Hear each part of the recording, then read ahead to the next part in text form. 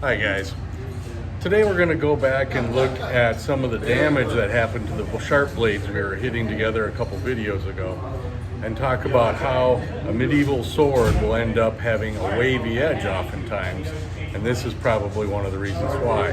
We're going to work these notches out and back to an edge, but we're going to do that by hand with some files to kind of give you a sense of what it would probably have taken to do that in the period for that kind of stuff. The amount of work to do this can vary greatly depending on how good your files are. You can do it with a belt and all those things, or a grinding stone, and we can look at some of those and maybe do one on the belt as well.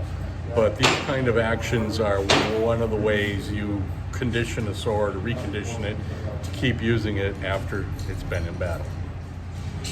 So we're going to start with a single cut file and just start hogging some material away where that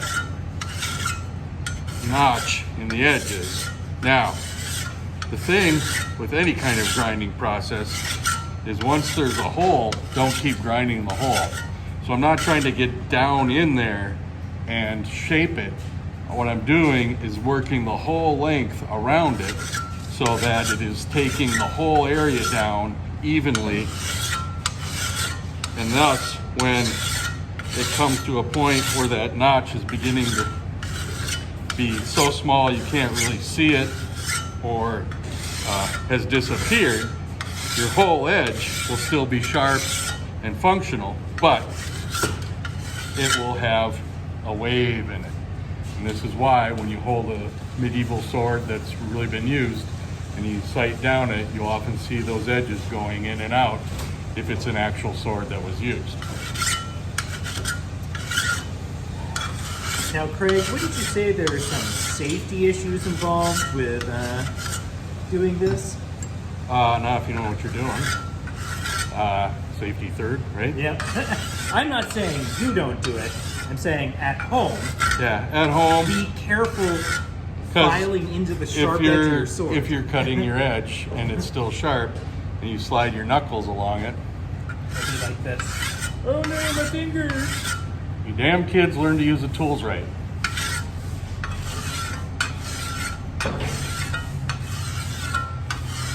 Now I've switched to a finer double cut file, so I'm getting a smoother cut, and we can begin to see that nick is almost disappearing now.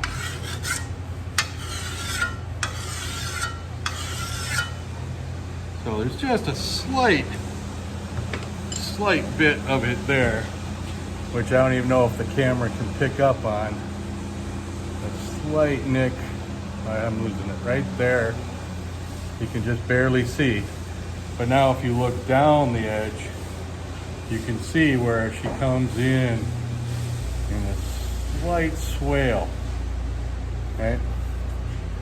And it's right there, it's the nick. But I don't know if that'll come up. You can kind of see it, I guess. So, as you sharpen these down, now if you have a larger nick in the blade, like here, then that particular, you're gonna have to take down even more material.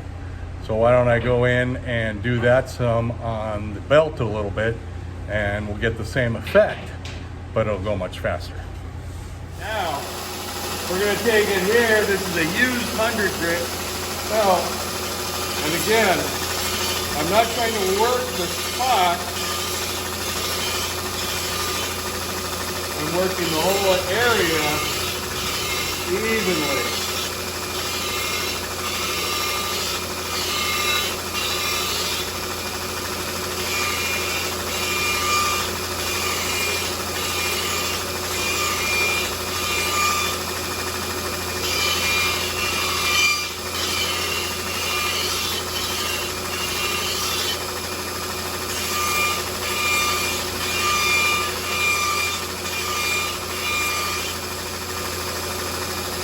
See, I don't know, hopefully you can see, but it's not coming out too much, and I gotta watch it because I'm getting that a little more.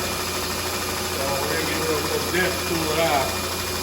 But as we go down, that nick is still quite deep.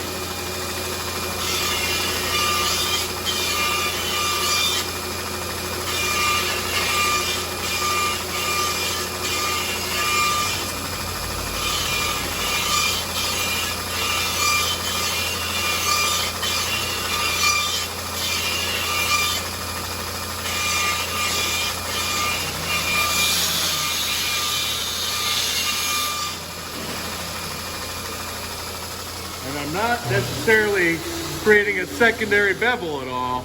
I'm taking the whole bevel down a little bit towards the edge. But you can still see those nicks are showing pretty effectively. Now, if we go to a belt and do some sharpening,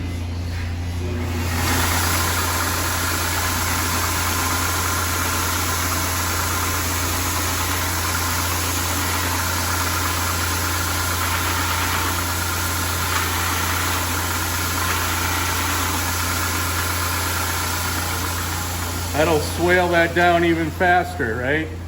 So now here is that notch, and it's very difficult to kind of see. And this is nice and sharp.